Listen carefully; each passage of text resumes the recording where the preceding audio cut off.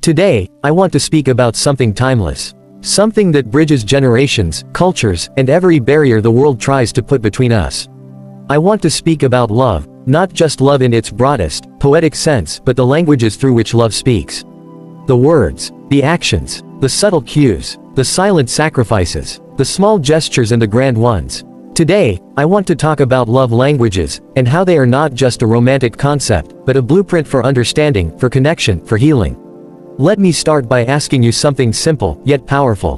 When was the last time someone made you feel deeply, undeniably loved? Maybe it was a hug when you didn't know you needed one. Maybe it was someone showing up, quietly, consistently. Maybe it was words that finally echoed in the hollow spaces of your self-doubt. Whatever it was, that moment wasn't random. It was spoken in a language your heart understood.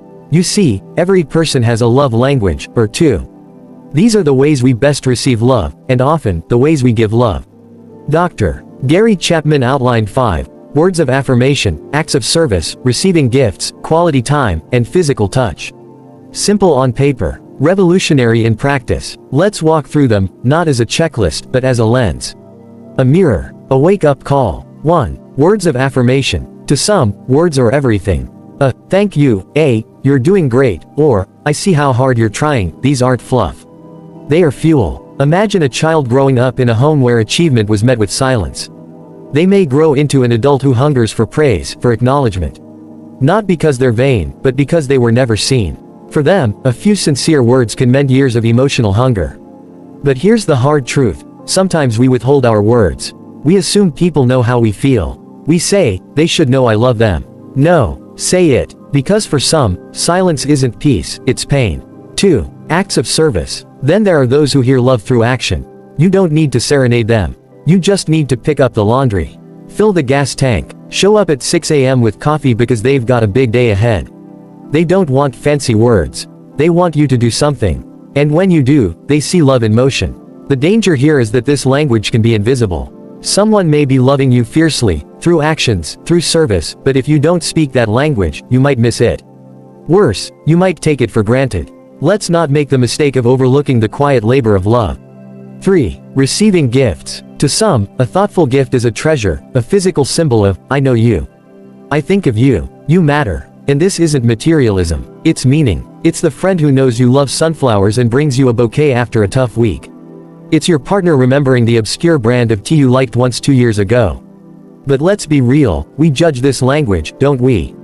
We call it shallow. We say, love can't be bought. But love, for some, is not in the price of the gift, it's in the presence of thought behind it. When we mock this language, we mock a sacred way people feel remembered. 4. Quality time. For others, there is no substitute for presence. Not being in the same room, being together. Eyes up, distractions down, hearts open. It's not about what you're doing. It's about who you're doing it with. A walk, a meal, a 5-minute conversation with no phone between you. In today's world, where attention is fragmented, this love language is gasping for air.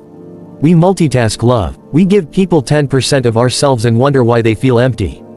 But I tell you this, give someone your full attention, your uninterrupted time, and you will give them something that no money, no grand gesture, can buy. 5. Physical touch. Then there is touch, the most ancient, primal form of love.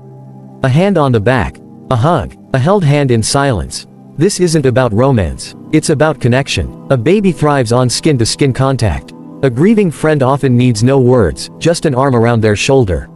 A partner's day is changed by a kiss goodbye. We forget how healing touch can be. But for some, it's the most direct pathway to reassurance.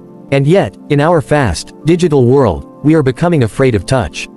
We're disconnected. But those whose love language is physical touch, they're still waiting for a sign that they're not alone. Now, you might be asking, okay, that's nice, but why does this matter so much? Why a whole speech? Because we are living in a time of emotional famine. We are more connected than ever through screens, but we are starving for the kind of connection that nourishes the soul. We send likes instead of letters. We skim instead of listen. We assume instead of ask.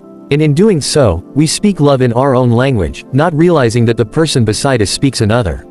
So what happens? People feel unloved while being loved. They feel unimportant while being essential. They feel alone in a crowded room. That's the tragedy of unspoken love languages. So here's my challenge to you, not for tomorrow, not for next year, but for now.